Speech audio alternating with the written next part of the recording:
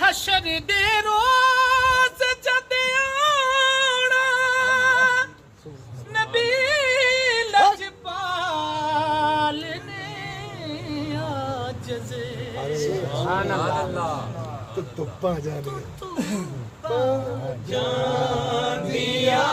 बेकी तू पा जान दिया बेकी ते छावा दिया बेकी तू पा जान दिया बेकी ते छावा दिया बेकी तू पा जान दिया बेकी ते छावा दिया बेकी एक शेर ना ਵਿੱਚ ਆ ਐਵੇਂ ਦਾ ਗਿਆ ਹੁਣ ਮੇਰਾ ਦਿਲ ਨਹੀਂ ਕਰਦਾ ਉਹਨੂੰ ਛੱਡ ਸਾਰਿਆਂ ਵੀਰਾਂ ਵਾਸਤੇ ਕੇ ਕੋਲ ਬੱਚਿਆਂ ਨੂੰ ਸੁਣਾ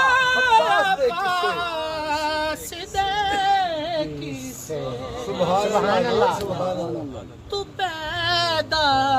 अपनी नस्लां विच तू पैदा अपनी नस्लां विच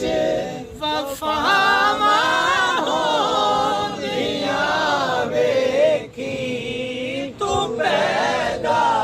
अपनी नस्लां विच वफावां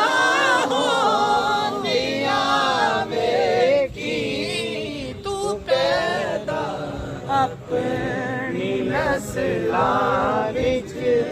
वफावां